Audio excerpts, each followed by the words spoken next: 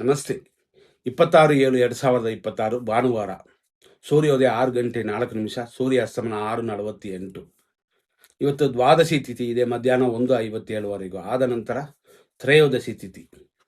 ಇವತ್ತಿನ ನಕ್ಷತ್ರ ಜ್ಯೇಷ್ಠ ನಕ್ಷತ್ರ. ನನ್ನೆ ಇದು ಉಳಿದಿದೆ 7:34 AM ವರೆಗಿದೆ. ಅಲ್ಲಿಯವರೆಗೂ ಶುಭವಾಗಿ ಇಲ್ಲ, ಅಶುಭ ದಿನ ಅಂತ. ಹಂಗಾಗಿ ಭಾನುವಾರ ಶುಭವಾಗಿಲ್ಲ. 7:34ನ ಮೇಲೆ ಮೂಲ ನಕ್ಷತ್ರ ಬರುತ್ತದೆ. ಅದು ಇವತ್ತು ಶುಭವಾಗಿದೆ. ಹಂಗಾಗಿ ಬೆಳಗ್ಗೆ 7:34ನ ಮೇಲೆ ಮೂಲ ನಕ್ಷತ್ರವಾದರೂ ಶುಭವಾಗಿದೆ. ಆದರೆ ಮಕ್ಕಳು ಆಗೋಕ್ಕಲ್ಲ, ಕೆಲವು ಒಳ್ಳೆಯ ಕಾರ್ಯಗಳು ಮಾಡೋದಕ್ಕೆ. ಇವತ್ತು ವೃಶ್ಚಿಕ ರಾಶಿ 7:34ವರೆಗೂ. ಆಮೇಲೆ ಧನುಸ್ಸು 6 ಗಂಟೆ 4 ನಿಮಿಷದಿಂದ 7:34ವರೆಗೂ. ಜ್ಯೇಷ್ಠ ನಕ್ಷತ್ರ 4ನೇ ಪಾದ. 7:34 ಮೇಲೆ ಮಧ್ಯಾಹ್ನ 2:19ವರೆಗೂ ಮೂಲ ನಕ್ಷತ್ರ 1ನೇ ಪಾದ. ಆನಂತರ ರಾತ್ರಿ 9:02ವರೆಗೂ ಮೂಲ ನಕ್ಷತ್ರದ 2ನೇ ಪಾದ.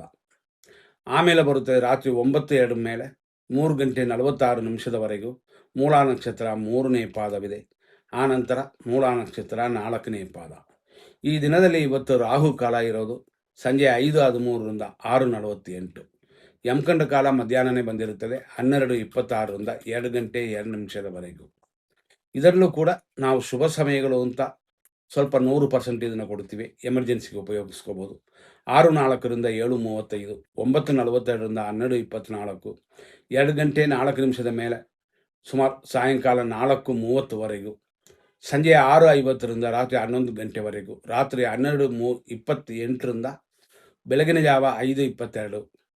ಇದೆಲ್ಲ ಶುಭ ಸಮಯಗಳು. ಇರೋದರಲ್ಲಿ ಒಳ್ಳೆಯ ಟೈಮು ಅಂತ ತಗೋಬೋದು.